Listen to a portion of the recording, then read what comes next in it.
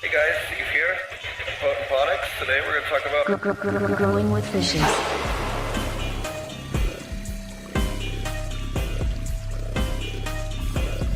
Growing with fishes.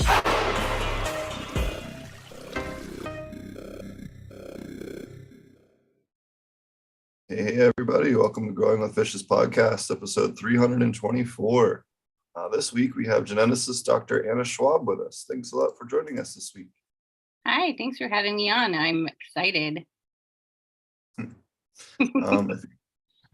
If you guys aren't familiar with the show, be sure to check out our other 800 or so hours of content that we have out now over on Growing with Fishes podcast on your favorite platform, audio, or on YouTube if you want the video version. Before we get started, I also wanted to mention we do have the Aquaponic cannabis class, which you guys can check out at apmjclass.com.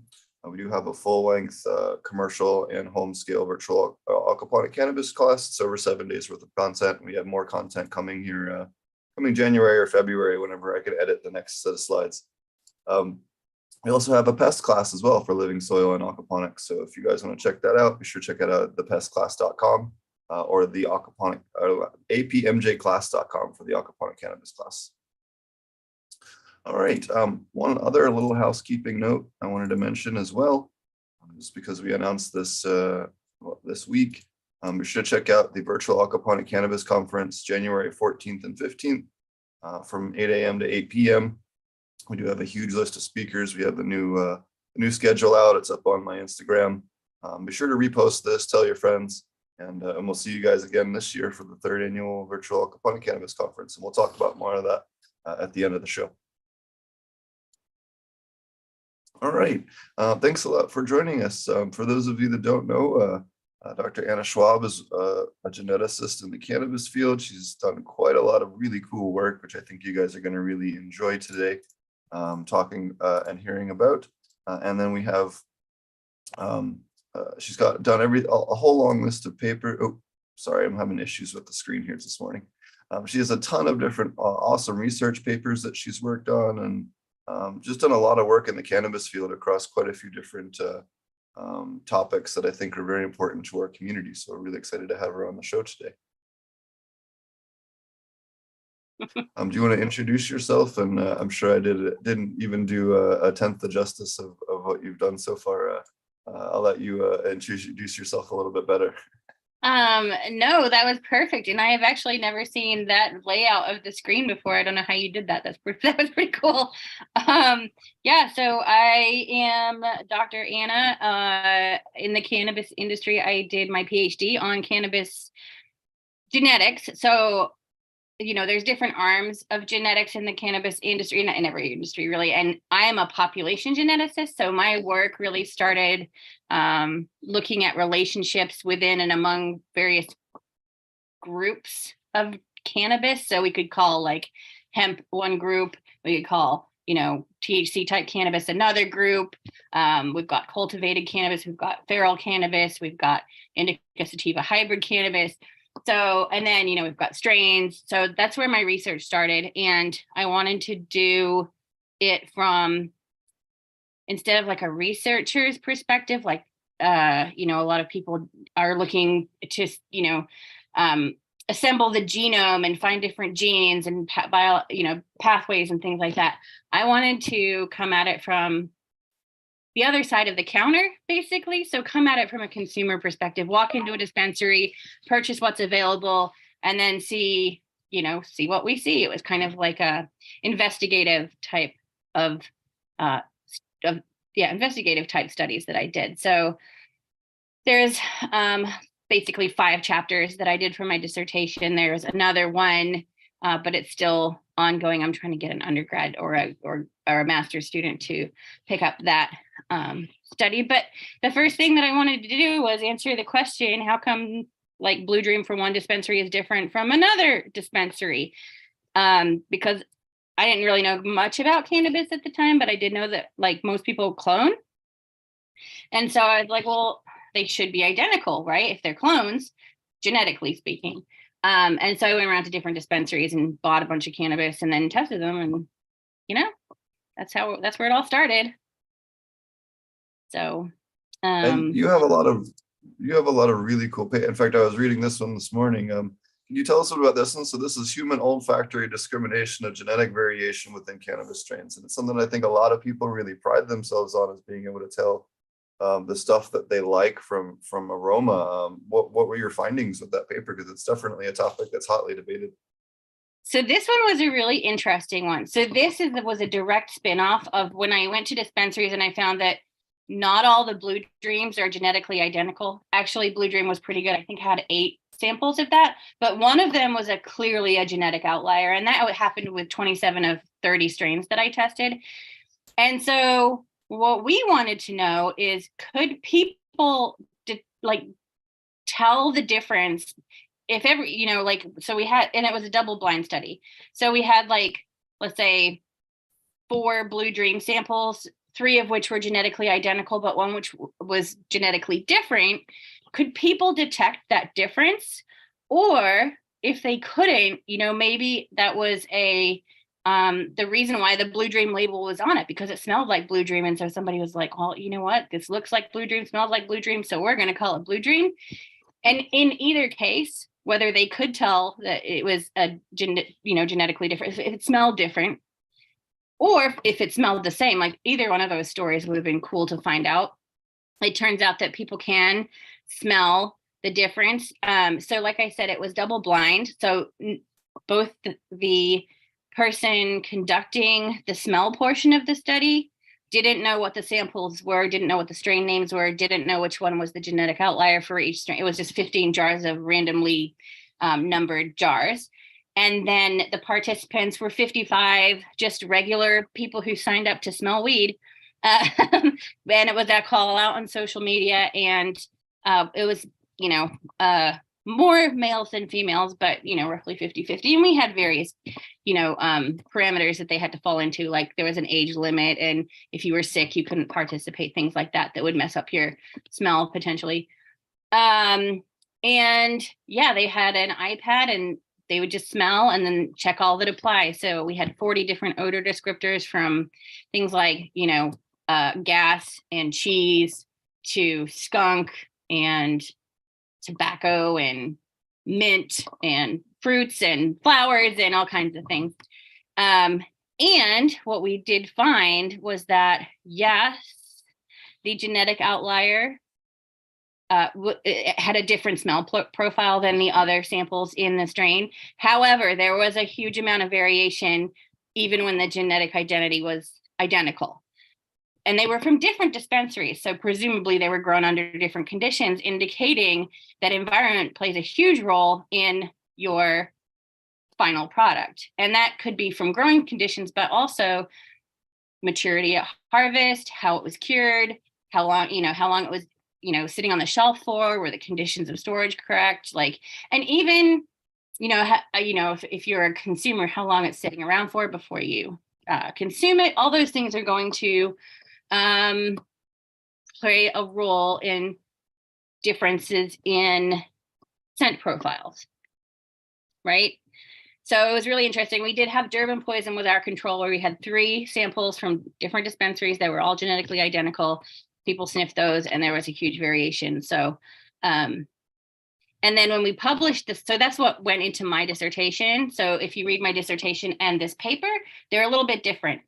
So the guy that I partnered with, Avery Gilbert, who is the scent scientist on this paper, he was looking to kind of develop kind of like a lexicon, like how many flavor profiles are there in cannabis? And he kind of whittled it down to 2 major groups, one which was, I think it's spicy, woody, and citrus, and the other one, I don't know. But there's basically a group A and a group B, and all of the samples that we tested with my genetic analysis fell into one of those 2 categories as well. So it's a little bit different way of looking at it. I prefer what's in my dissertation than what we published, but that wasn't always up to me. So I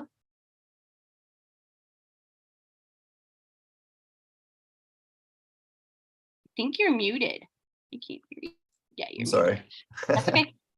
We did a bunch of work, or you did a bunch of work with comparing structures of cannabis sativas, and you actually worked with some of the federally produced stuff as well, which is a topic I definitely wanted to talk to you about. But did you notice anything as far as terpene profiles to certain environments, or anything regards to patterns with the terpene expressions with any of your studies, or was it strictly based off of plant structure? So when these population genetics studies say structure, it's referring to structure within populations or groups. So this particular study was looking at basically, I mean, they're not arbitrary groups. Like, we had wild collected what we assumed to be hemp. We didn't do any chemical analysis on any of those samples. So we would assume that they're hemp, but we don't know. They could have been tossed out of a VW bus in 1969. We don't know. And then cultivated hemp, we had a couple of high CBD types that wouldn't actually pass as hemp with less than 0.3% THC, but they do have a high amount of CBD. And then we had, of course, indica sativa hybrid, just to see if there's anything to that. And then we happen to have 2 samples from the National Institute on Drug Abuse grown at the University of Mississippi, which is the research grade marijuana. And this was actually a cool study because it was an undergraduate research project. Connor Hansen, who's on the paper, came to me, and he was double majoring in chemistry and biology, and he was working in the chemistry lab using this federally produced cannabis, but he also wanted to get some genetic work under his belt as well. And so I was like, well, let's design a little project for you.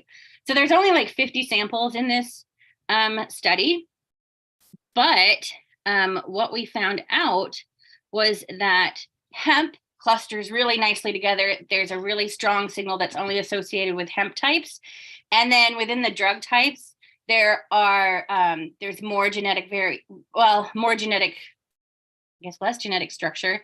But they have a different type of signal. And there's some hemp signal that's mixed in with some of those, drug type THC types, which is not surprising because it's all the same species. And also what I think was going on there is autoflowers have been produced using, ruderalis, which actually has a hemp type signal. So when you mix in some of those genes, now you've got like a hemp type 1 cannabis plant, right? And so it gives off this hemp signal, I think. But I don't know, because, from a customer, we don't get that information, right? We don't know if they're autoflowers or photo or whatever, because they don't tell you that. But what we did find out was that the samples from the University of Mississippi were more closely genetically similar to all of the hemp type samples that we had. But really, they weren't even that close to those. They were something completely anomalous, like very, very different. And I don't know, and we won't ever know, if that's because they have been recycling and propagating stuff that's left over from when the program started in the 60s, or if it has been cross-pollinated by some of the close hemp farms or feral hemp that's just, around, or if they're, doing something sneaky and trying to grow something that's not going to produce good results when it's used in some sort of medical study. I don't know. But what we did find out is that it's not close to anything that's on the market or cultivated today. So in answer to your question, we didn't do any chemical analysis, so I don't know. It's purely just genetic identity. Yeah, I know that there's been a couple of reports of like 7 or 8% THC, I think is what I've heard from on the upper end of the Mississippi stuff. But that's really interesting that it was an extreme genetic anomaly for that population. I know there was recently another study too that was talking about part of China has like a unique genetic population as well, or something like that. I think I remember reading. So it's really bizarre that the Mississippi stuff is that rare, that different. Yeah, and I don't know why it looks like it does. I know and they don't give you any information, right? So it wasn't even our lab that they sent stuff to. Our chemistry department was doing research on cannabinoids, like extraction techniques and things like that, and they were being supplied by NIDA for that research, and they had the DEA license. The flower material that they had to be in a fridge that was bolted to the floor and the wall, which are both concrete, and then had inside that, then the fridge had to be locked. Inside that fridge had to be a safe that was bolted to the fridge and also was locked, and only 2 people had keys. And every single, like anything that was taken from there had to be weighed, had to be accounted for. The waste material had to be available to weigh as well. Like it was just in like every single little thing, like there was nothing to go missing, right? So I was like, well, but I just want the DNA. Like I don't want to take it. Like I don't want to take the plant material. You can have that. Like, can I just come up and extract some DNA and take it back to my lab? And so Richard, who's on that paper, he was the professor lab, like it was his lab that they were doing research in. He was like, you know, I've read our contract like multiple times. It doesn't say anything about that. It just says the flower material has to stay in the lab. I was like, well, cool. I'm not taking the flower material out of the lab, so let's do this. And he's old, but I was like, I don't want to like, you know, risk anything. He's like, there's nothing, like, I don't see any problem with it. So yeah, that was just really super lucky that I was able to get my hands on that, because I guarantee if we called them up and said, hey, can we test the genetics of your research grade marijuana, there's no way in hell they would have sent it to us, right? And also, when I told Daniela Vergara that, she's also a cannabis, she's a genomicist though. When I told her that I had samples from NIDA, she's like, I want some. So I also extracted some for their lab as well. So they also wrote a paper and were nice enough to put my name on it, even though I didn't really do any of the work. I just supplied them with DNA.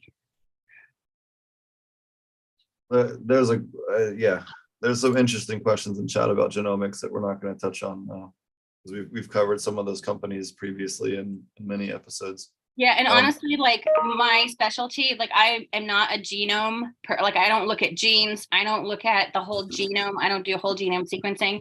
My specialty is microsatellites, and they are outdated, but they're really, really cheap. And I had zero funding for my PhD, so, but it was the right tool to answer the questions that I had. Oh, no. I didn't mean in reference to your work. There was a couple questions in chat. Yeah. People are asking. So like I probably can't answer many of the questions that are, you know, genomics based, just because I'm not a genomicist and I don't really, you know, like the part of the genetic part, you know, like I'm a population geneticist and I use different tools than genomics, and I'm trying to figure out, I'm trying to get Daniela to teach me genomics. Well, one thing too is that like not all cannabis genomicists are trying to GMO weed and make evil things. Like, you know, obviously Phylos kind of put a bad taste in everyone's mouth in the industry. So after that whole, you know, debacle, which we've covered over 6 episodes, which is what my comment was about. A lot of people are kind of averse to anyone doing genetics work in the industry, you know, just after that whole incident. And not everybody, you know, I know you're doing a lot of awesome work. I've also talked to a couple of other awesome geneticists that are not out there trying to GMO, you know, outrageous new strains. You know, they're just trying to understand how the plant works. Like honestly, genetic modification is not as easy as just, oh, you go in a lab and like insert a new gene. Like it's not that easy. And with the cannabis genome, it's so repetitive, and specific genes are, you know, duplicated all over the place. So you can't just turn off THC, because we don't know, like there could be link genes, there could be upstream, downstream effects. Like you tinker with something somewhere, something else is going to happen somewhere else. Like it's just not that easy. And otherwise there would be like GMO shit everywhere. And there just isn't. There really isn't. Like, you know, we have a few crops in the supermarket and stuff that are GMOs, but since, you know, genetic engineering has become a thing, it's really not that widespread, and honestly it's really not that successful most of the time. And what else was I going to say about it? Yeah, it's really expensive and it's not very successful. And I don't know if you remember a few years ago, I think it was probably about 5 or 6 years ago now, there was a company that GMO'd cannabis in the lab and were successful in making the plant produce water soluble cannabinoids, which I don't know how many people know this, but like the cannabinoids are actually toxic to the plant. If they leak outside the cell, they're going to kill the plant. And that, where'd that go? Like, they were successful, but I'm sure the plant didn't survive when they actually came to like cultivating it because, whatever. And so I think breeders do a fantastic job of targeting traits, isolating traits, proliferating, and making sure that the traits that they're looking for are, continue or are brought up, and expressed in various lines. I think, I think traditional breeding methods at the moment are more successful than genetic engineering at this point. I think at some point that will tip, but I think breeders do a phenomenal job of locating the traits that they're looking for, isolating them, picking them out, selectively breeding, and making great stuff. So yeah, that's my sense anyway. There's a comment in chat that says it'd be cool to be able to identify skunk traits, for example, and be able to select for them. The issue with that particular problem is it doesn't quite work that way. So this is why you see living soil and aquaponic systems having higher total terpene levels. You have to have those secondary microbes in the root system or on the leaf surface or whatever else to trigger those genes to activate and turn on and start doing their thing. And I think that's the component where a lot of the plant people that are trying to just bioengineer a plant are ignoring all the microbes and their impact on the DNA expressions. And I think that's kind of where there's this like huge blind spot for a lot of these plant guys that are so focused on like a laser beam on just the cannabis plant when they need to focus on everything else as well. And I think that's the part where a lot of these people are missing when they're chasing individual traits with genetics, is that you might have a plant that has all the genes to be purple, but if it doesn't have enough molybdenum and the right temperature, it's not going to trigger to be purple, right? So or the right altitude or UV exposure or whatever else. So you can have a genome and you can say, yes, this plant has this gene and this gene and this gene, but will that plant actually express those genes? Don't know. People are like that too. You can go through, genetic screenings, and you might have, like, I might have the, a BRCA gene for breast cancer. Am I going to get breast cancer? Like, it doesn't always express. There's other things in play. And also there's linked traits, and it's, like if you like red hair and freckles, they usually come together as a trait, as a set of traits. And then, the other thing is, it's not always one gene, one trait. It could be multiple genes making a single trait, or it could be a single gene leading to multiple traits. So genetics is like really, really complicated, and just, it's a little bit, it's a lot more complicated than people are led to believe, especially like in media stories and things like that. And when I start thinking about it, even as a geneticist, I'm like, oh my God, this is so fucking complicated. And that's one of the things I think is kind of going to end up being a benefit from the virus that shall not be named because of the YouTube gods.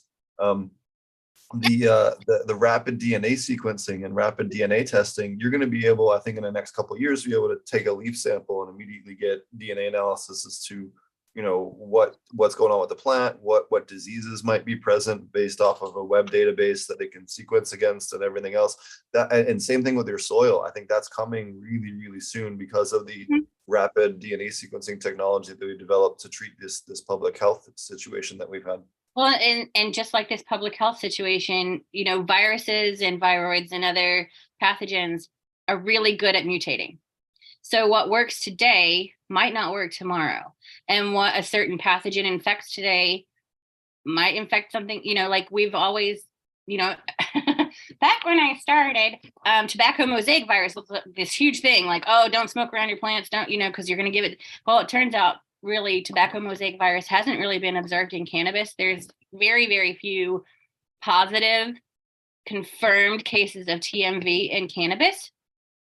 Usually it's some other mosaic virus. But that's not to say that tobacco mosaic virus can't mutate and start infecting other plants. That's what viruses do. They find a place to live. And, you know, once they're mutated to be able to infect something, they're going to do it. So, you know, tests that are developed today might not work tomorrow. And it's even possible that the tests for tobacco mosaic virus are not testing for, or like the primers aren't correct for the type of tobacco mosaic virus that is infecting cannabis, if it is. So it's looking for the tobacco mosaic virus that infects things like tomatoes and potatoes. And it could have mutated just enough to not be able to be amplified with the current test that we have. I don't know. That's just speculation on my part. But I think about these things, you know, like our the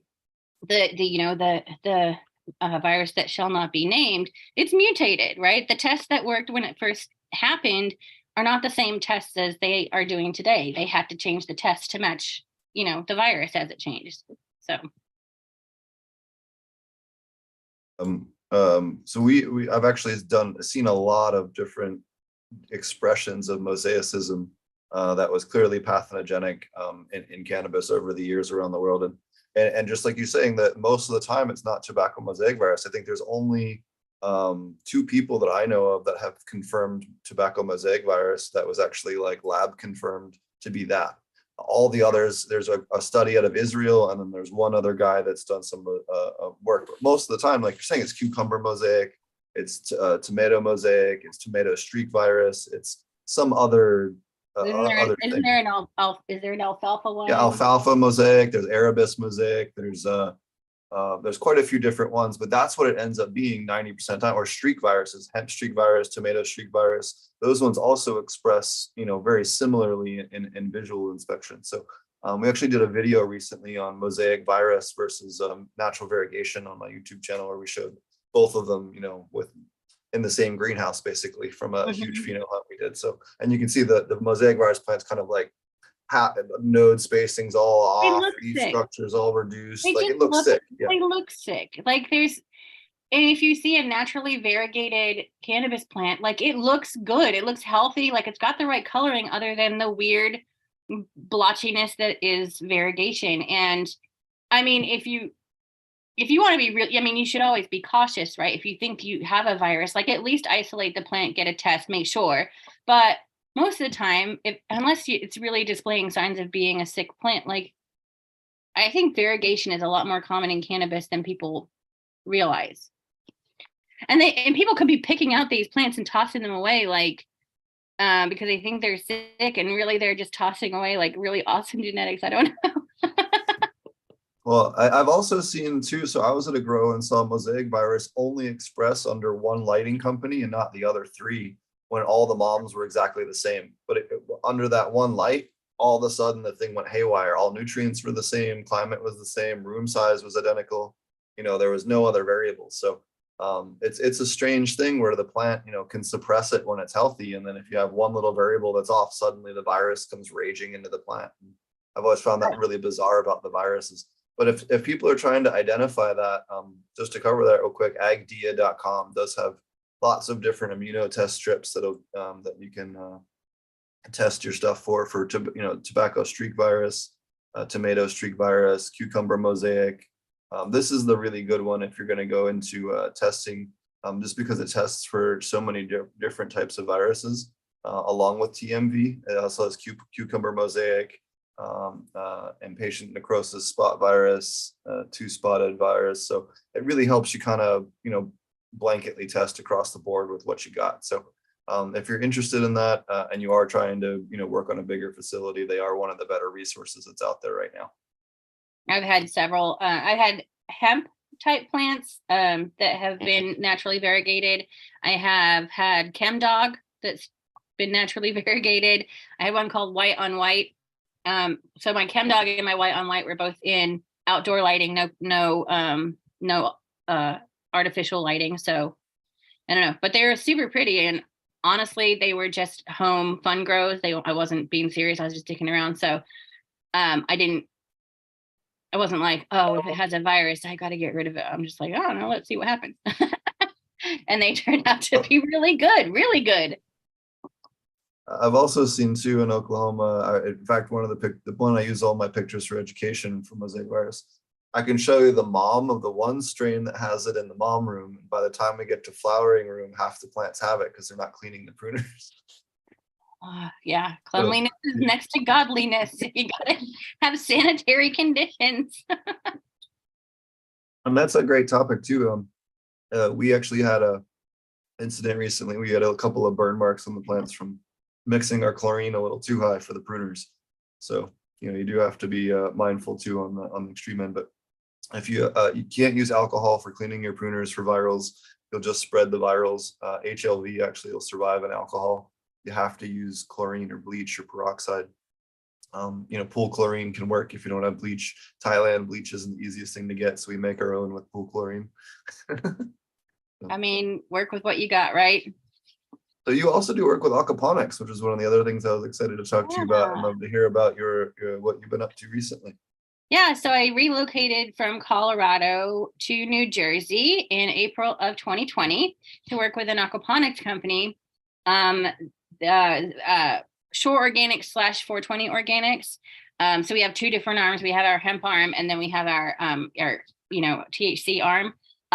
So when New Jersey decided and voted for adult use, my bosses who own or have been doing aquaponics with produce, they were growing, organic, clean, low, like aquaponic, low water use, low carbon footprint, green, lettuce, produce, tomatoes, peppers, for not only their own family, but some other families that had kids with special dietary needs. And so they wanted to get into hemp and try it with hemp. So we do that. And then they also wanted, and this all came about with the rec vote, they wanted to get into also, the THC arm of it. But New Jersey has been really slow at getting that all up and running. And so we finally got approval for our conditional license when it's going to be a micro grow. So it's not going to be a large operation. But yeah, so we grow using aquaponic methods. Right. I think we're on our, I don't know. We've been dicking around with, playing with different setups and whatnot. And I think we're on our second or third grow of the final kind of setup that we've decided to go with, which it's kind of a mixture of, aquaponic techniques. But essentially it's a closed loop system. We don't split up the water for, like it is all in a closed loop system. So, yeah, and it's been super fun. And a lot of learning, but that's about the extent of what I know about how we do it. I've read a lot of research and a lot of ways that different people do it, and everybody kind of does it differently. Cannabis has some special nutrient needs, which are definitely challenging to address sometimes, and because we do have a closed loop system, we have to really stay ahead of things because we can't just add nutrients as needed because we're organic certified and blah blah blah. So we kind of have to, and getting a system to bounce back takes time, and just tweaking things takes time, and we have to be patient, and if anything happens then we have to wait for everything to bounce back. But it's a cool way to grow for sure. Have you noticed anything different with growing in aquaponics so far versus the other plants that you've worked with in the past in Colorado? I mean, so my own personal, I haven't really ever worked with, at scale before. I have had my own home grow because it's legal in Colorado. You can have 6 plants per person. So I would grow 6 and my son would grow 6. And then I did grow hemp type plants. I think I had Otto 2 and Bayox that I was growing at the University of Northern Colorado because I wanted to do some epigenetic experiments, like testing stress levels from cloning. And does that have an effect on the epigenome, which is passed from mother to clone and then clone to clone and then clone to clone. So that's the one that didn't make it into my dissertation that I'm hoping somebody will pick up and run with, because I grew all the plants and I did all the cloning. I just never got around to analyzing it. So all of the plants that I have grown have all been in soil So this aquaponic thing, like I really had to kind of, before I moved out to New Jersey, I watched a lot of YouTube videos. I think I watched some of yours. There was one that was like 3 hours long. I was like, Jesus Christ, what do these guys have to talk about?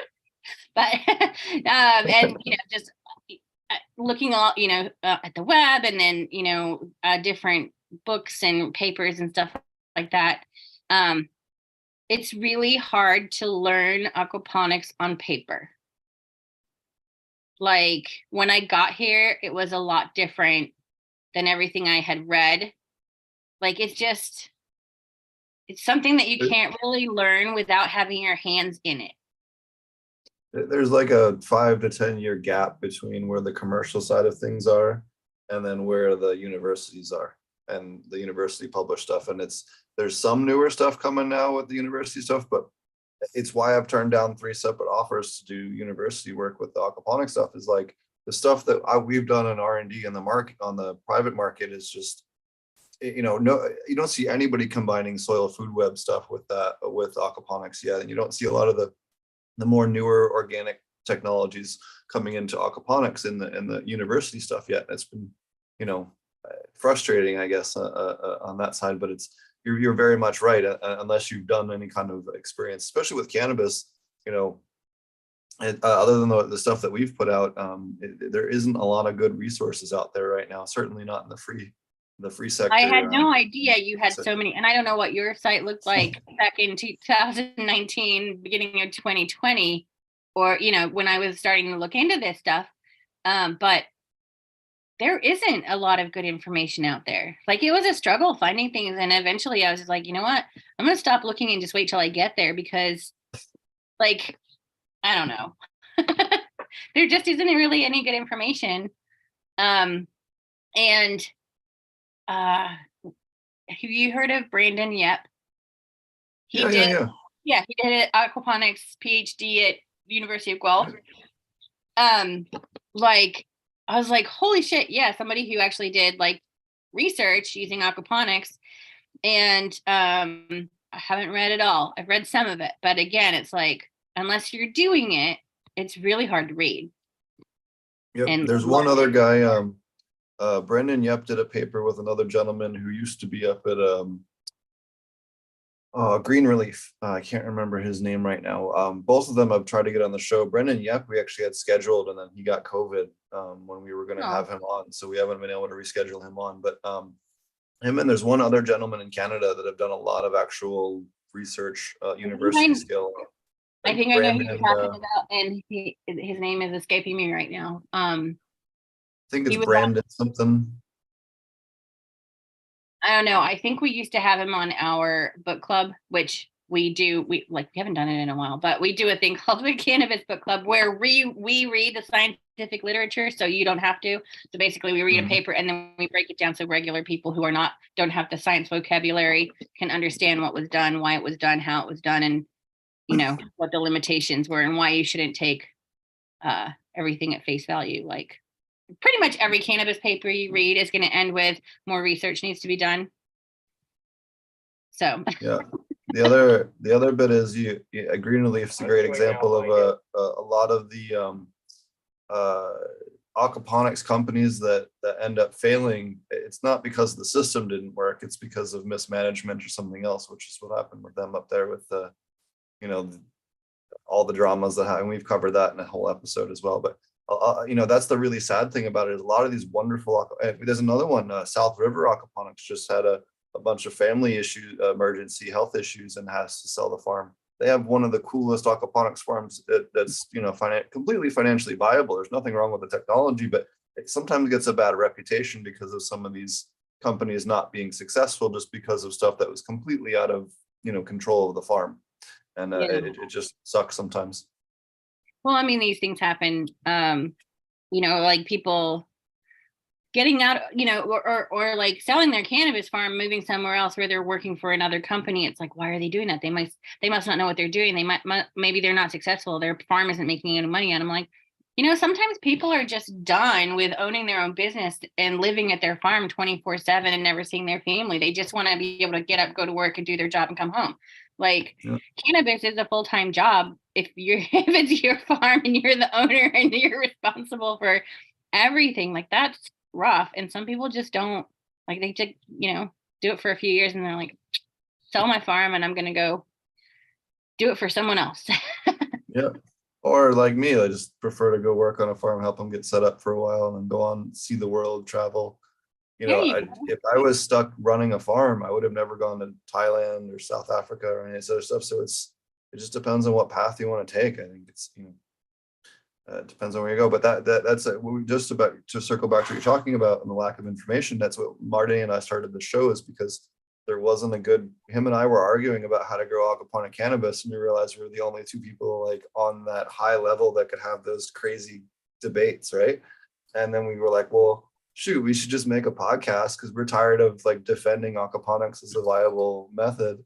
Let's just do a podcast and educate people, and that's how this show got started. So sometimes good things come out of that frustration. Yeah, for sure. I mean, I think you've got a pretty sweet deal being able to travel everywhere and get people set up.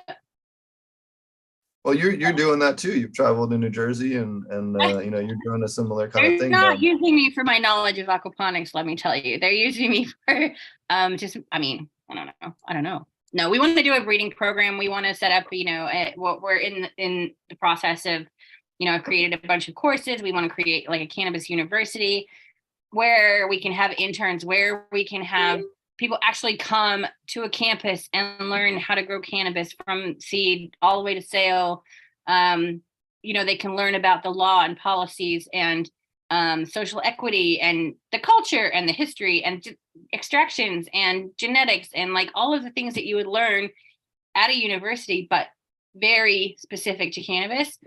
And so technically, although my research part of my PhD was cannabis genetics, my actual PhD is in biological education, because all of the PhD degrees at the school that I went to are all education degrees.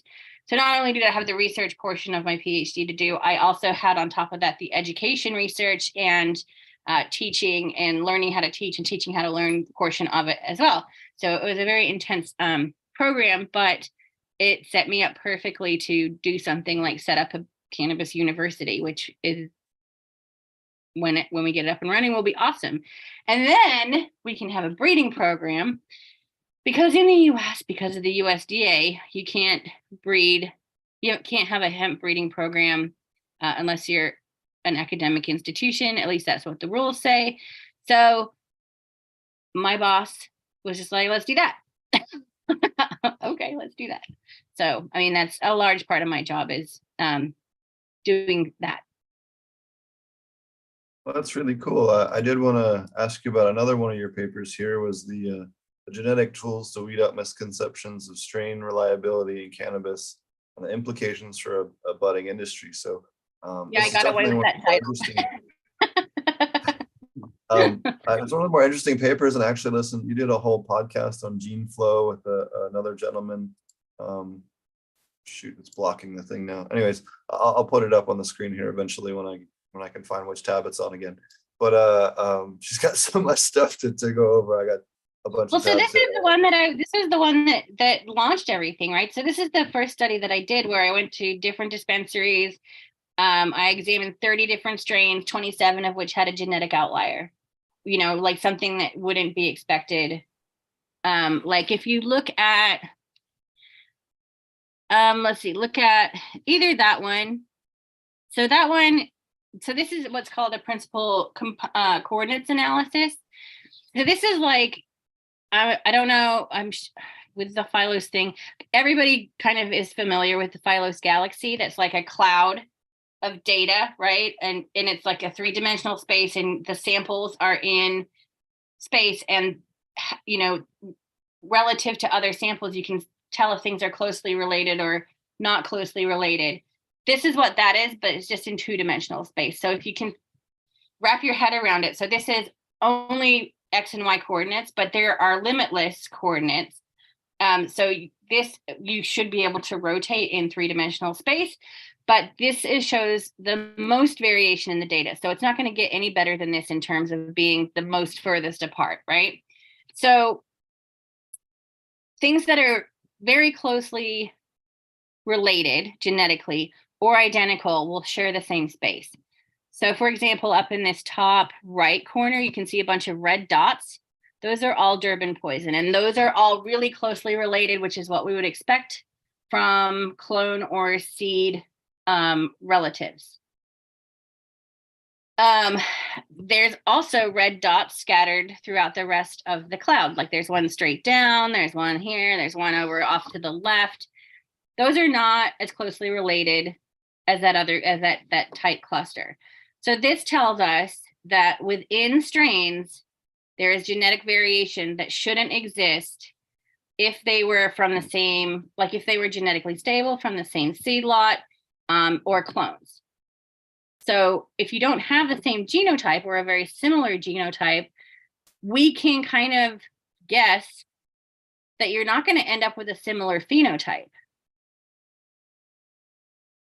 Don't die.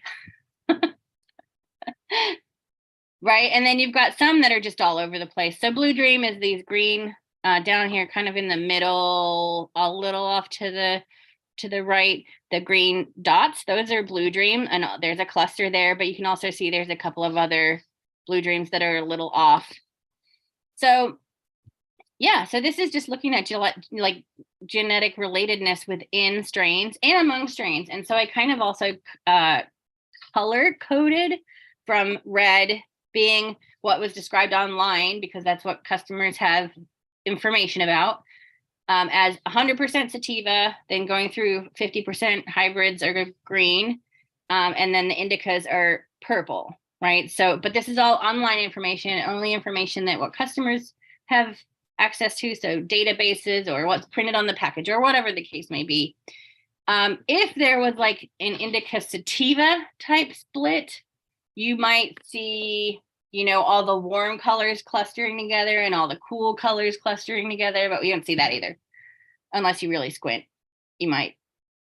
But there's another, so this is one of my favorite ways to present data. The other one is the one with the bars. I don't know, go back to the figures. It's probably the first figure, I'm guessing. Figure 1.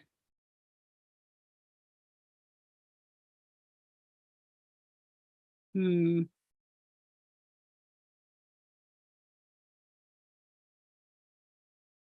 2 figures. No, there's more figures than that. Anyway, it doesn't matter. But it's what's called a structure graph, and it's basically like each bar is an individual, and it gives you a genetic proportion of however many genetic groups there are. So you can kind of see if things are genetically identical, different, and stuff like that. So that was my first study, and it was really cool. That was another investigative study. Like, we didn't know what to expect or what we would find. We could have found nothing. Like, everything's perfect as it should be. That's the one. So like the first one, Durban poison, you can see most of them are almost totally blue, very, very similar. So this is 2 genetic groups. It's not indica sativa. It's just 2 genetic groups based on the data. Based on the data, the software said you most likely have 2 genetic groups, and then it assigned a proportion of each genetic group to each individual. So most of these Durban poisons at the start are mostly assigned to the blue genetic group.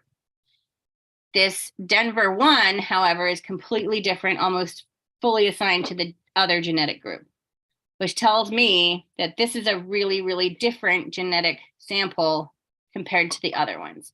And you can go through and you can see there's Hawaiian, both of those are different. So we don't have a genetic consensus for that. We don't know what it is, not enough samples. Sour diesel, we've got 1, 2, 3, 4, 5 that are genetically very similar and 2 that are not. And Trainwreck, they're both completely different. Island Sweet Skunk, which one of these was tagged as Island Sweet Skink. I decided that it was more than likely Island Sweet Skunk, and somebody just has bad penmanship or typed it in wrong or whatever the case may be. But they're all genetically really similar, which is cool, and et cetera, et cetera, et cetera. So you can go through this. 27 of the 30 strains that I sampled had at least one genetic outlier. Island Sweet Skunk being one that all samples were genetically similar, and the other two only had 2 samples.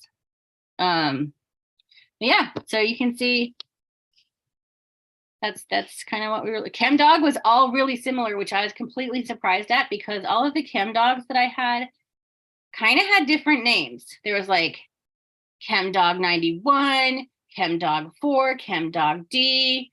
And I didn't know anything about the whole Chem Dog story until I started researching it and found, I don't know how many people know about the Chem Dog story about the bag seeds, and there were 13 seeds and he grew like 4 one year and kept 1 and he called it Chem Dog, I don't know, 91, or it was Chem Dog. Anyway, Chem Dog 4 and then it was Chem Dog, I don't know. Anyway, there's this whole big long story. This is the kind of variation we would expect to see from bag seed, right? They're all going to be genetically similar siblings, but they're not going to be completely different like we saw in the Durban poison. So that kind of was really interesting to me, that we've got this kind of a vintage strain that's been around for a long time and was grown from separate seeds and has been, circulating for a while, and it still has held together its genetic integrity, at least from what I sampled. So that was really, really cool. I think the most surprising one for me is the fact that your Blue Dream was very consistent, which is bizarre. I've seen schizophrenic differences in Blue Dream in the US. Well, and the funny thing too is that when I did, so for the scent analysis, I actually did do a terpene and cannabinoid test on those, just because the variation, like in the Durban poisons that I tested, the smells were completely different. I was like, okay, so what's going on? Blue Dream was also the most consistent in the terpene profile and the cannabinoid profile. And yeah, maybe in Colorado, these Blue Dreams are from all over the place. So we've got Boulder, Denver, Garden City, San Luis Obispo. But okay, so we've got mostly Colorado and California. But yeah, that was a nice surprise, especially since I think Blue Dream was the original strain that was brought to my attention before I even thought about doing a PhD project, that someone was like, I love Blue Dream, but it's different everywhere I go. And I'm like, well, that's funny because it ended up being one of your most consistent. I'm sure if and those samples were bought in 2015. So okay. It's been a while. And perhaps if I did the same study again, the results might not be looking like that. And I think that's one of the coolest parts of your work is you're not doing stuff from the production side. You're just looking at it all from the retail side. And there isn't a lot of good studies and work done that's just solely looking at it from that angle, like what is actually hitting the shelves and what is the real world, side of the industry, because there isn't a lot of anyone doing actual studies like you're doing on that part of it, other than states that are trying to, regulate it, which usually have a ulterior motive.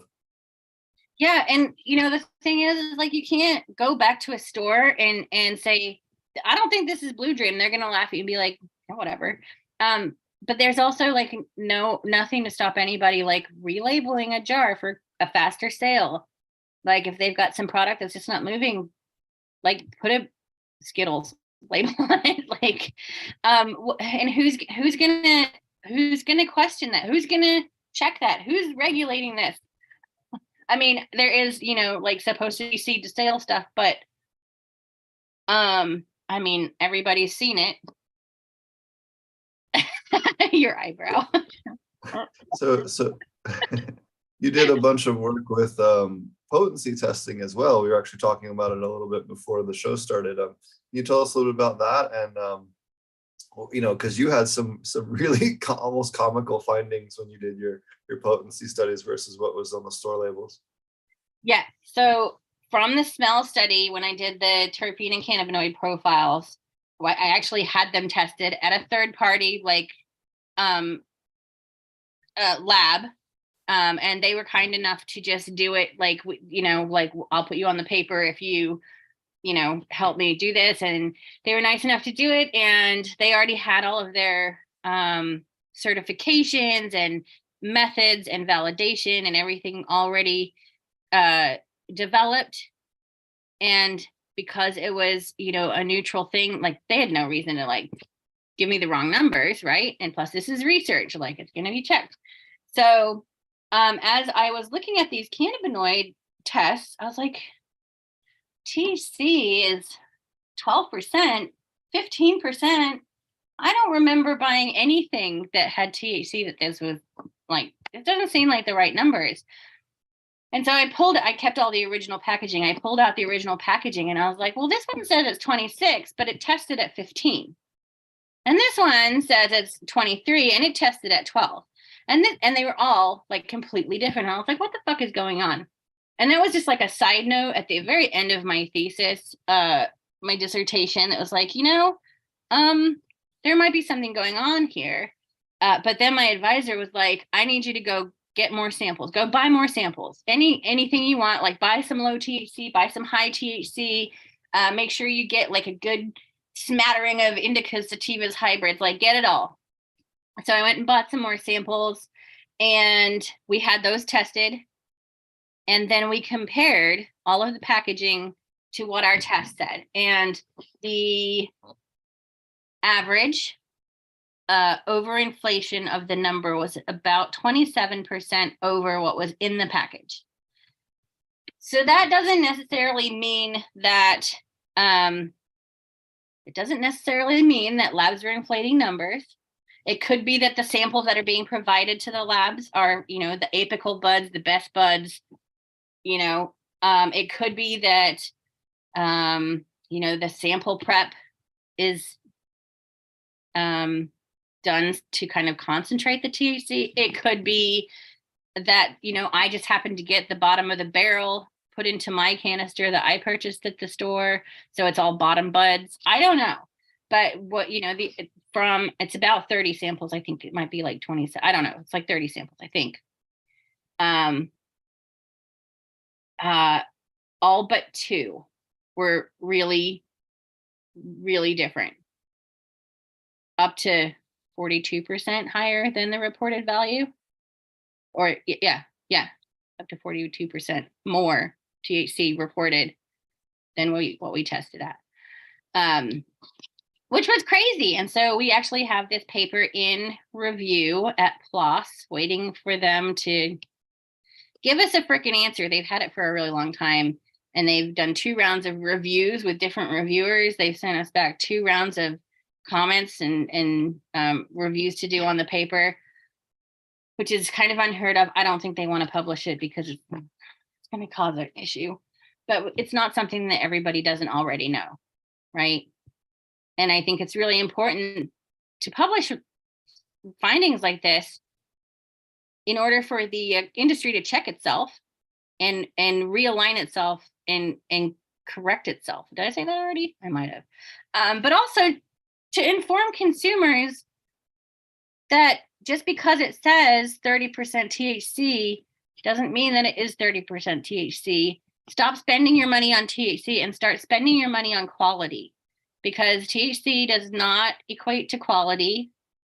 Start using your senses, start smelling things, start looking at things, and start learning what your preferences are. It's not all about, for some people it is, it's all about getting high, but you know what? Go for concentrates then, if that's what you want to do. I can't agree more. I mean, give me a banana terp, anything. I remember there was a 16 or 17% banana terp. One I got that Dragonfly smoked me out with at Emerald Cup one year, and it was got me way more high than the 30% or whatever that I had smoked it with a joint with somebody at one of their booths earlier that night. And it was Well, yeah, because the terpenes are completely modified. Same thing too with like seizure treatments. I did a bunch of work with sublinguals, and doing that 4-to-1 CBD to THC ratio with that small amount of linalool added. That linalool completely changes when you can have a patient that responds to CBD treatments for seizures, or CBD with a little bit of THC thrown in, or even THC treatments for seizures, and then all of a sudden they get an infection or some other health problem, and then it doesn't work anymore. Suddenly the treatment isn't working, and then the medical side of things is like, oh, see, it doesn't work, and it's like, no, it works when they're healthy. Just they have more things going on, but you add a linalool to that, and it immediately starts working again. And we've noticed that with a lot of different pediatric patients that I've worked with firsthand. And it's that kind of little thing where just a small, tiny percentage of some of these terpenes can completely change the medical impact of the cannabis treatment, be it smoking or sublinguals or edibles or whatever. And I think people really don't think of the terpenes yet in the same way that they think of the medical impact that the cannabinoids do, when cannabinoids are just a fraction of terpenes. There's the type of terpene group, right? Well, and something else I think about is that at the time of testing, the cannabis had this profile that it's not necessarily the same profile. By the time it hits your body, could be completely different, just because terpenes are volatile. Like a terpene profile from a testing lab is really just a snapshot in time. And not always are you, packaging matters, like how is it packaged, stored, and all that stuff. Like you can what do I want to say, preserve the terpene profile, but who knows what they're doing behind that counter, if it's your own stash, if it's your own grow, of course, what you're doing, but are you going to get your terpene profile done? Probably not, because it's really fucking expensive, right? You're muted again. We've actually been lab shopping for the best thing to do here, as far as testing for our in-house, because we have, we'll be somewhere between 16 and 20,000 plants here once we have everything all packed out. So we want to be able to test all of our stuff in-house and make sure that we know what's going on with our breeding lines and everything. And for the average home grower, getting a full panel test is pretty pricey. Yeah. Yeah, it's usually, in the $300 to $400 range for most states if you want to get everything tested. So it's not very affordable for most people unless you're really doing a lot of breeding work or can justify the price in some other means. Right. But that's where having I'm sure you're quite experienced working all those fun toys. I know how to do it, but in terms of like developing methods, validation, all that stuff, I'm not your girl, but I know people. Right. That's part of I know what I don't know. And what I don't know is, that stuff. I know how to read a COA. I know how to read a chromatogram. I know how to, prep the samples and inject the instrument. I know how to do all that stuff. But like, if I was to develop a new method to test gummies, I have no fucking clue. So I know enough to talk about it. I don't know enough to do it, but that's why you hire people who do, right? Is there any common myths that you would love to dispel about the genetics of cannabis, or not a polyploid? It's not a polyploid. It's almost never a polyploid. If you have some weird growth formation, like if you have a flat stem or if you have a crested, it's not a polyploid. Never. There are very few polyploids in cannabis. Most of the polyploids out there, as far as I know of, I've had a good discussion on LinkedIn the other night, that there may be more polyploid, but you can't tell a polyploid just by looking at it. So polyploidy is a complete duplicate set of chromosomes. There might be one extra set or two extra sets, 3, 4, 5, whatever. So we are diploid. So we have two sets of chromosomes, one set from mom, one set from dad. Cannabis is also diploid. It has one set of chromosomes from mom, one set of chromosomes from whoever the pollen donor is. So if you are a polyploid, say a triploid, you're going to have 3 whole entire sets of chromosomes. A tetraploid is going to have 4 whole sets of chromosomes. There are natural polyploids in the plant world. Plants are very good at doing really weird shit because, usually it's a survival thing. Like they can't just get up and move.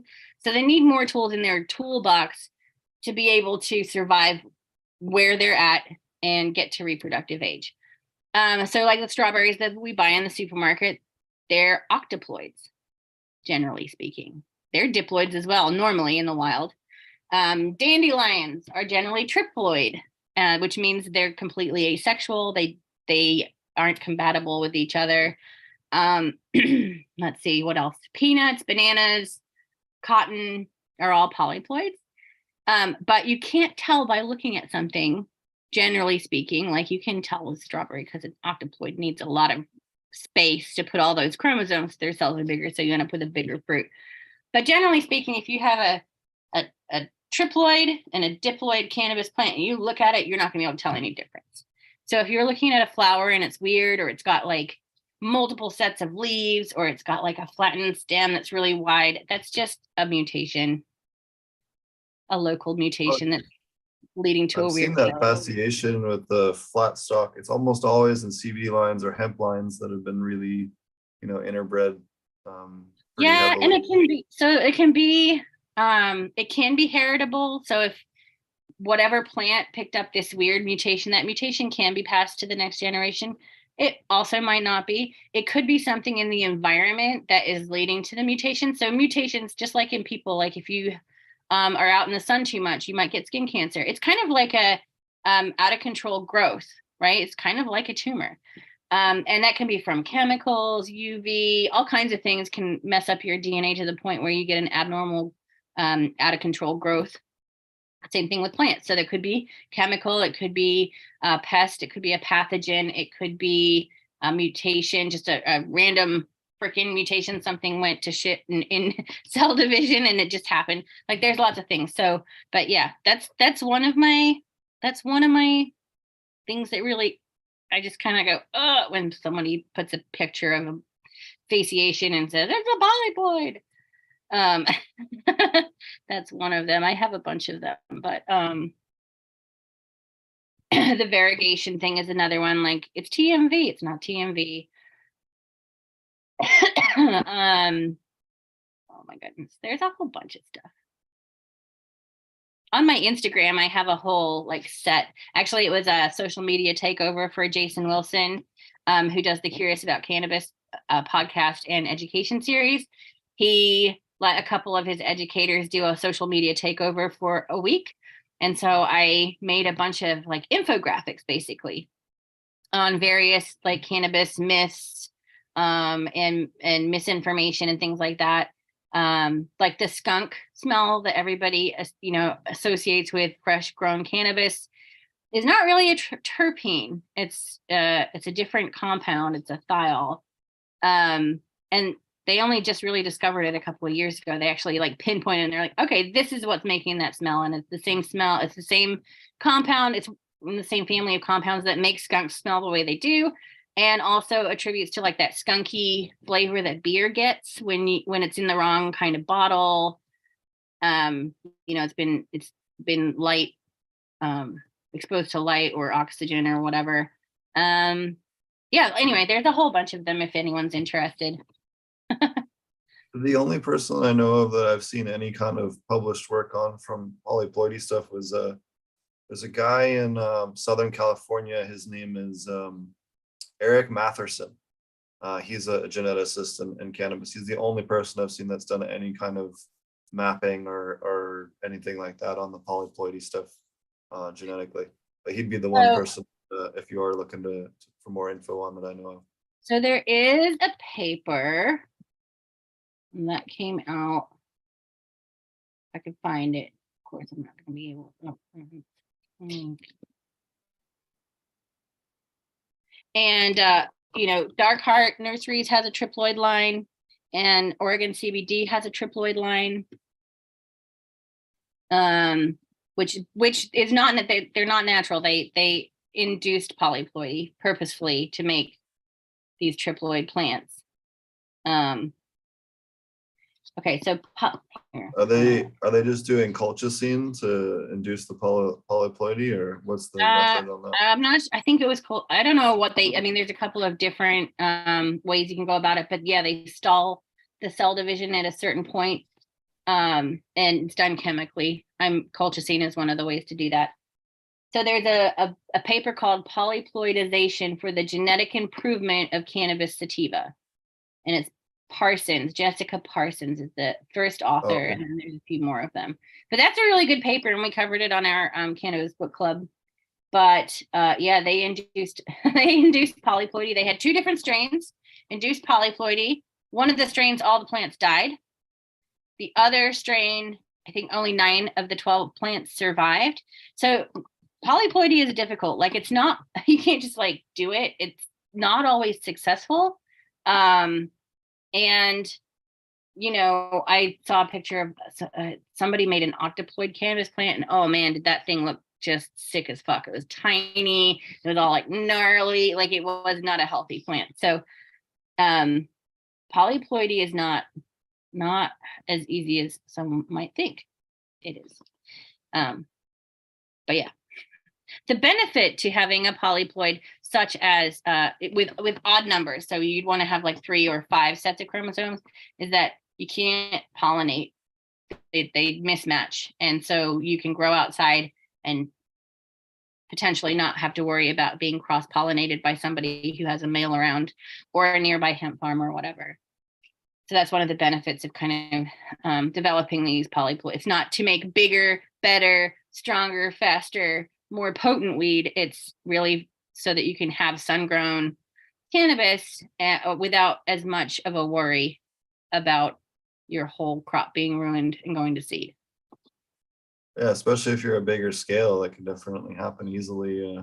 One neighbor that doesn't, and in fact, we actively regularly drive around out here, or even where we are, to make sure that none of the neighbors have any males going. And we're like, hey, look, you give me that male plant, you kill that male plant, we'll give you 2 female plants for free. Just get rid of the males. But there was a guy, I was talking to a friend of mine in Buriram in Thailand. There was a guy with a pickup truck driving around selling clones. Half of them are selling seedlings that he just germinated. Half of them are males. And they're flowering. He's pollinating the city as he drives around. Yeah. And it's like, well, how do you deal with people that don't understand pollination? You know, it's I mean, frustrating. it's really tough. Somebody asked me this a while ago, and I was like, you know, if you had like a Persian cat that was like a blue metal, you know, show cat, intact female, you wouldn't let her outside. She's gonna get, you know, done by one of the alley cats, and then you're gonna have like, you know, babies. So keep your beautiful blue ribbon Persian cat inside. Like, that's the only way you can prevent that cat from becoming pregnant from something that you don't want it to breed with. And unfortunately, I feel kind of the same way about cannabis at the moment.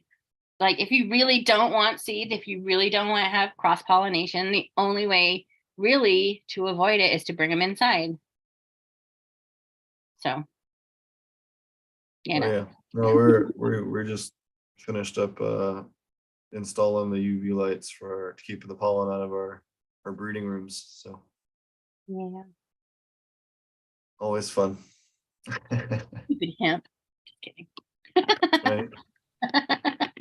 That's the other bit too. You could have somebody who's growing hemp, or there could be a hemp in a ditch nearby, especially if you're in like Nebraska or anywhere in the northern West. There's tons of stuff around. Even Colorado, I've seen it all over. Wild. Yeah, and it might not even be like another grow. It could just be random feral cannabis growing somewhere. Or it could be, I mean, like, there are hemp farmers that grow for seed, you know? They have to have the males. Otherwise, you're ruining their crop by not letting them have that. Yeah. Well, and I think this is what comes down to having agricultural zones and saying, okay, well, this zone, everyone can open pollinate all their hemp. And then Yeah, but cannabis is such a prolific pollinator, and the grains are so small and they go so far. I'm not entirely convinced that would actually work. Well, I people would like say to that see, it's 4 miles, but I know for a fact that people have been pollinated in Spain and Portugal from Morocco. So it's like, and it depends on like it depends on wind currents, and if you're, like up against the Rocky Mountains is going to be different than if you're in like Northern California, or like it did, or out in Nebraska. Like it's more research needs to be done. well, that and humidity too. I've noticed the higher the humidity, it doesn't seem to drift as much. So it often made me wonder if people could run like misting systems around the outside of like we've even considered here running misting systems on the outside of these greenhouses on hot days. One for temperature control to kind of chill the air as it comes into the greenhouse through the screen walls, but also as a means of pollen production. Yeah, the water will take the pollen out of the air, and like, a physical thing to like pull it down, but also the water is going to disrupt the pollen. It'll, make it expand and explode, and then it's not viable. So having some sort of water treatment, I think, if you can, that's also a possible solution. Well, here we get the fog in the rice fields in the mornings in the wet season, and that kind of takes care of that. Good. Excellent. Yeah. Any other studies that or things that you noticed when you were studying the retail side versus of products? Because again, you're one of the people that's actually really dug into that topic more than anything else. I know you've covered quite a bit, but is there any other things that really were surprising on the retail side that you were just like, whoa?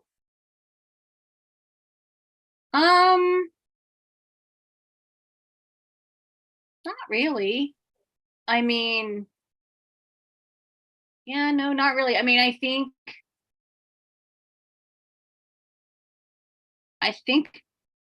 I covered most of what people were asking,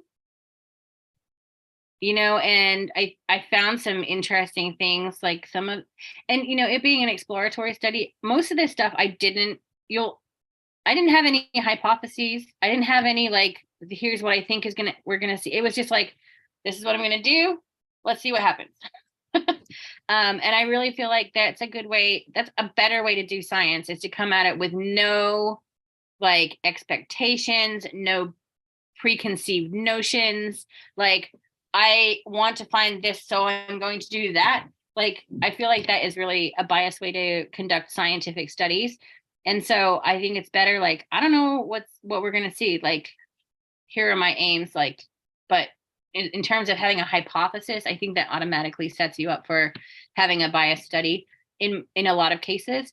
So in that sense, it was like super fun, because I'm like, hey, let's do this and see what we see. And in every single case, it wouldn't have mattered what we found.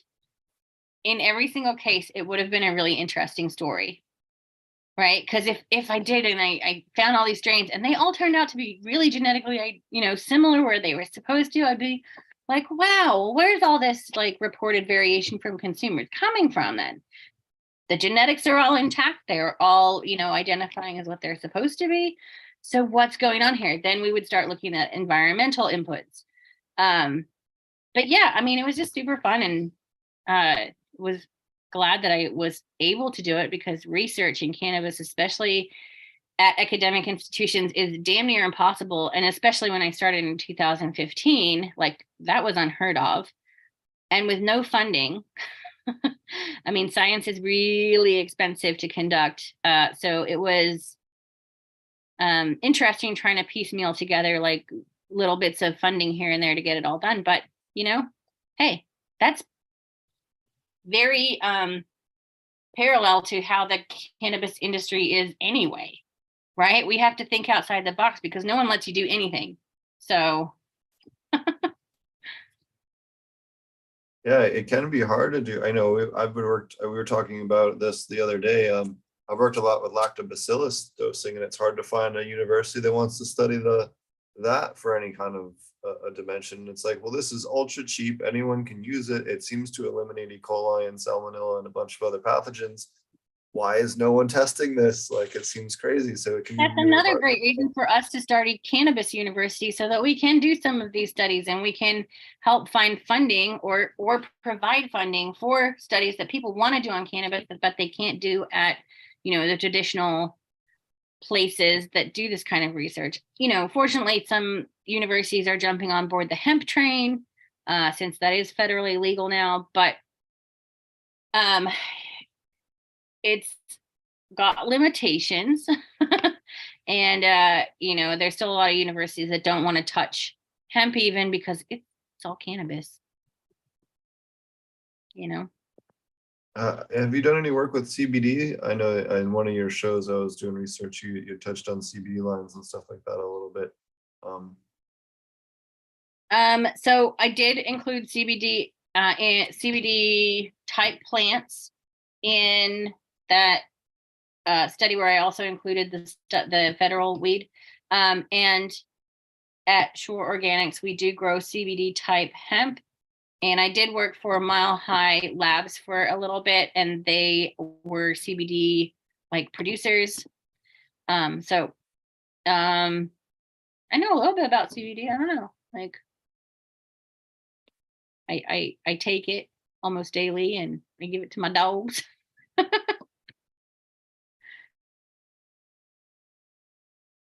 You're muted again.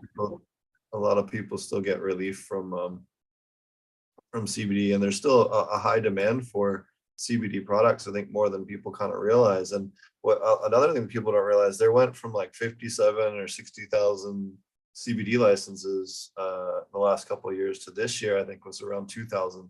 So the production has like crashed in the United States, and it makes you wonder, if that is going to end up being a higher priced product again, just because of how much production is reduced. I think we're going to have a couple of waves where, like, because everybody wanted to start growing hemp and producing CBD. Then market was flooded and people can sell their hemp or their CBD for that matter. Then everyone had this surplus of CBD, couldn't sell it. So then people started, finding these loopholes in the USDA guidelines, and they started synthesizing other cannabinoids from CBD, which, I get it. There's a loophole and people want to recoup their investment, right? But now people are gun shy because it's very difficult to grow hemp and stay compliant. And it's pretty risky because you have to, if your crop goes hot, you got to destroy it all. So why the fuck would you grow it, and risk it all? A lot of farmers have gone back to their traditional farming and stopped trying to make money with hemp or, growing cannabis. But the CBD market is still there. All those people that were taking CBD, that have started taking CBD, or that are interested, so all those people are still there. And as people are not growing so much CBD hemp anymore, the demand is still there, but no one's making it. So I think we're going to go through another wave where the price of CBD is going to go up. There's not going to be enough farmers, so the price is going to go up, and people are going to be like, oh, I can make money growing hemp, and then the market will be saturated again. But also, I do think because of what happened there, now we have other strains and cultivars and types. We've got CBG type cannabis now that doesn't produce much THC or CBD. It produces CBG. We have been looking for other, not we being my company, but like just in general, the industry has been looking for more diverse cannabis profiles. So things like CBC, THCV, CBDV. And so I think breeders are diversifying what they're looking for. So yeah, I don't know. I mean, it's such a new industry. Of course, we're going to go through all these growing pains, right? And cannabis is relatively, THC type cannabis wasn't for everybody when it was illegal, but now a lot more people are like, oh, well, maybe now that it's legal, maybe I'll try a gummy or something before bed and see how. George and I, are like, well, watch Friends and see if it's funnier. And then, a lot of people are realizing like CBD can be a great supplement to your everyday wellness rate. Like put it in your coffee. My pets, like I buy CBD that is it's like mixed with bacon fat because they love bacon, and that's how they get their CBD. And it's just the industry is so new, right? And they just, the consumers just started learning about CBD, and then there's CBG on the market, and then there's CBC, and then there's this, and there's CBN, and blah, blah, blah. It's like, what are all these things? And I think it's going to be a while before people catch up and realize or learn about all these different things. But all of it is fun and exciting.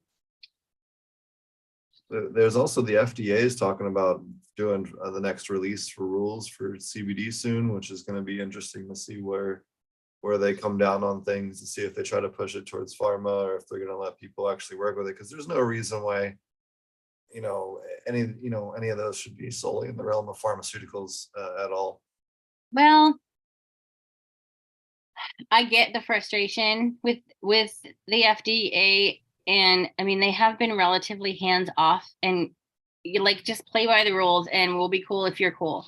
But now people are doing things that are kind of not really playing by the rules, like putting CBD into food, beverages, cosmetics.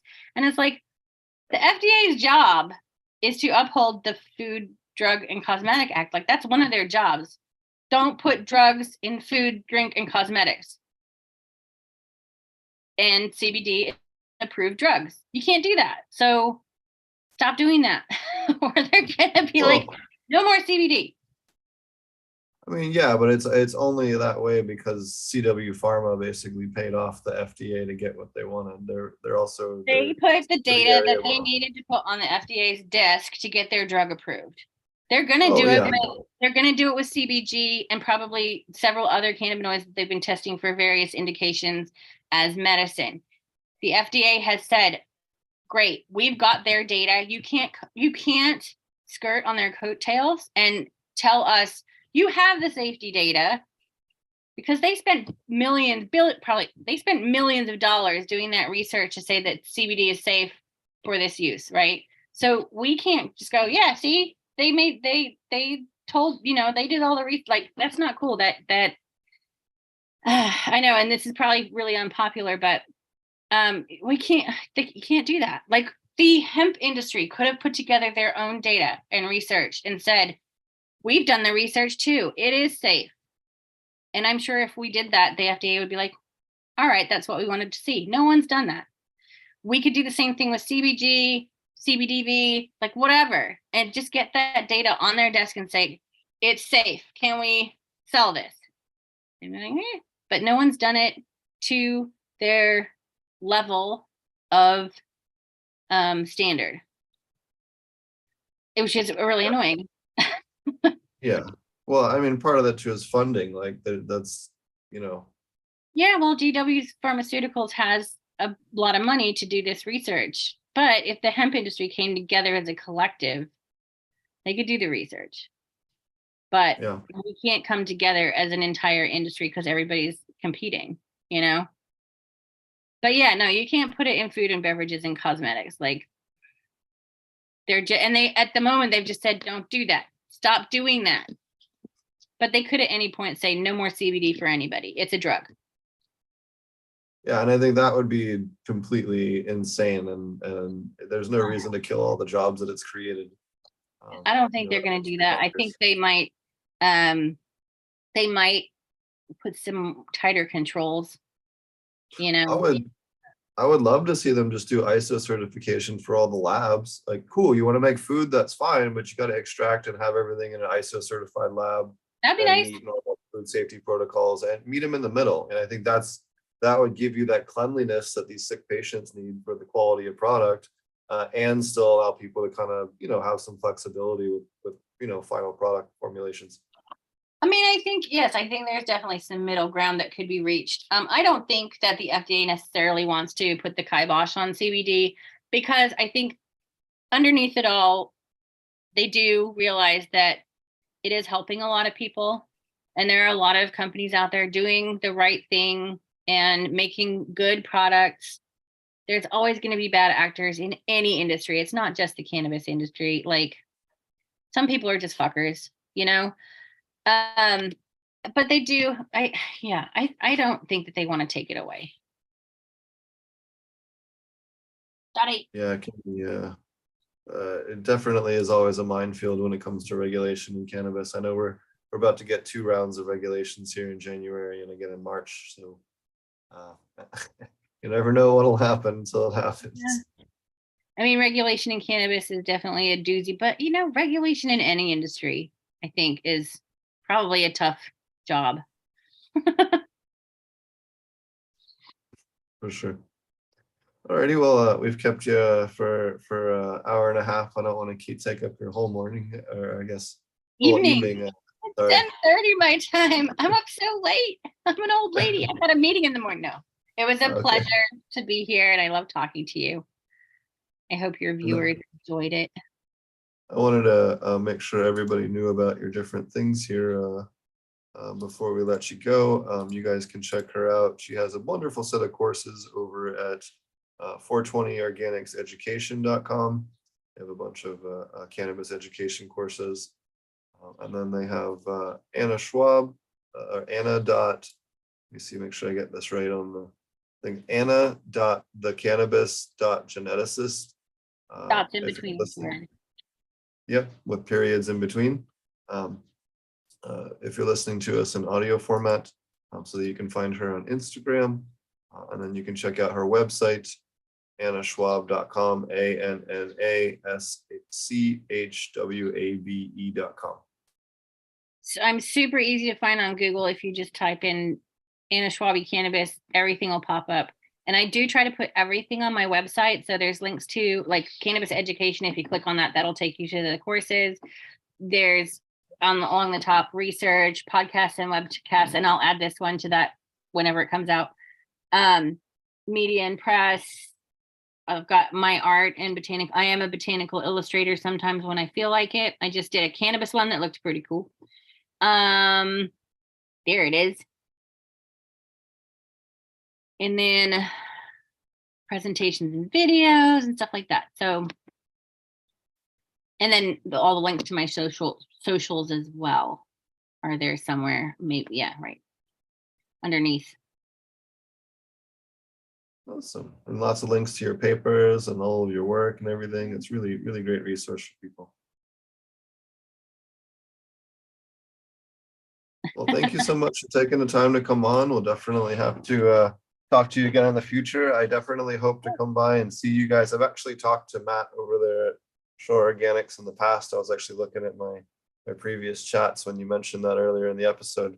But yeah, they're actually pretty close to, you guys are pretty close to where my father lives. So I'll definitely have to pop by and Awesome. Yeah, we're in, our farm is in the middle of the forest, in the middle of the Pine Barrens. Like you wouldn't know it if you didn't know it was there. It's kind of hidden away and it's freaking beautiful out here. Don't listen to people when they tell you New Jersey sucks. That's just the north part. Or stay away from New Jersey. It's horrible. Don't come here. All right. Yeah, no, it was so good to talk to you. I really enjoyed it. Thanks for having me. I appreciate it. Yeah, thank you so much for taking the time to come on and telling us about all your awesome research papers. And, you know, it's nice to talk to someone that's done a lot more on the retail side of research in terms of what's actually hitting the shelves more than just what, you know, everyone's showing off. You know what I mean? So yeah. All right. Thanks. That's so sweet. All right. Well, I will talk to you again soon, I'm sure. Oh, yeah. Thanks a lot. All right. Thank you so much. Bye. Good evening. And that was a wonderful episode. Again, be sure to check her out at her website, annaschwabe.com. As we wrap up the episode, also be sure to tune in January 14th and 15th from 8 a.m. to 8 p.m. Pacific. We will have a whole bunch of different awesome speakers. I'll be speaking first, followed by Shannon from South Africa over at Sweetwater Aquaponics, then at Quilitas up in Canada. We'll have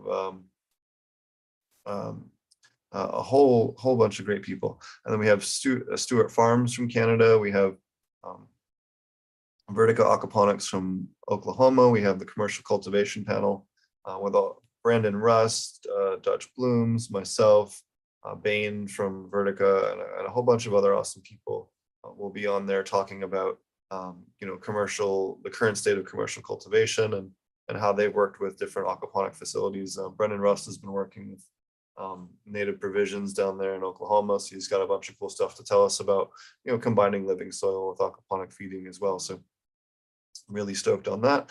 Kevin McKernan's going to be talking to us about some of the latest HLVD and aspergillus testing and a bunch of the other funky stuff that he's been working on. I'm really excited about that. Matthew Gates is going to be talking to us about pest management. Matthew Pugnant, he's got a bunch of cool pump systems and pump stuff. He's going to be talking to us for about half an hour. And then Roger from True Aquaponics is going to talk to us about nutrients for a little bit. And then we'll have our homegrown panel. We are still looking for a few more people for the homegrown panel. If you are interested in joining us, we'd love to find a few more people that are growing in the home scale or small scale backyard that would like to join us on the panel. Please reach out to me at potentponics@gmail.com. Then we have two Spanish speaking speakers for the first time.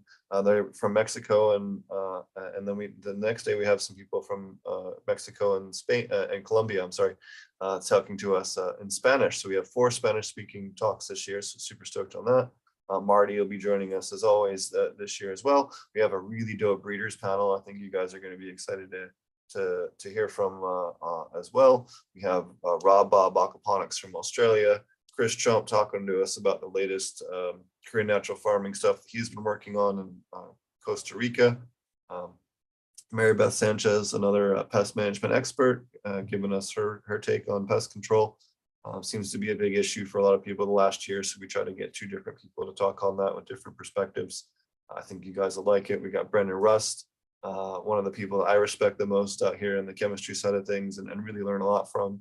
And then we have the famous Mr. Green. Yes, the Mr. Green from the early 2000s. He will be joining us for the podcast. He's someone that started my cannabis journey, and it's super amazing to host him for an event that I'm putting on, and it seems like a dream. And then the other gentleman, which is always awesome to talk to, Breeder Steve, again, the grandfather of aquaponic cannabis. And then we have Justin Hess talking to us from Ichthyes from South Africa. They have a really cool aquaponic cannabis farm there. And then we have Matt Powers, who's a guy I've really gotten to know over the last year and someone I highly respect. And his next microbial book is fucking just amazing. Be sure to check that out. Really is kind of that next level. If you're into Elaine Ingham or Chris Chomp or any of the other people that are really pushing the soil science stuff, he's kind of the next tier when it comes. This next book that he has is like next level when it comes to mapping all that stuff out and really showing you all the different microbial species. This kind of like the stuff that Elaine does, but with a whole new perspective, with more modern technology and more modern analysis with a lot of the technologies and methods that he's using, and then also doing some of the advanced DNA testing he's been doing along with his microscope work has really kind of been interesting to see as well. So I can't tell you how excited I am to have him on the event this year. And he's also done a lot of work with aquaponics people and all kinds of stuff in the past as well. So just a really cool list of speakers for this year's virtual aquaponic cannabis conference. And we will have another. If you haven't checked out the previous years, be sure to check them out. We have the previous 2 years both on the website potentponics.com or as a playlist here on the Potentponics YouTube channel. Or if you're listening to this in audio format, you can find each of the talks in 1 hour segments listed on the same platform that you found this show. All right, guys, thanks for watching, and we will catch you guys next week. I don't have the guest booked. I actually didn't know if I was what was going on with my immigration stuff, if I was gonna have to deal with some headaches, but I actually got my stuff all through yesterday, so I'm now officially a Thai resident for the moment. So that's fun. So really excited about that. It took a lot of pain in the ass and paperwork, so stoked on that. So yeah, I'll be here for a bit at least. Thanks everybody for watching.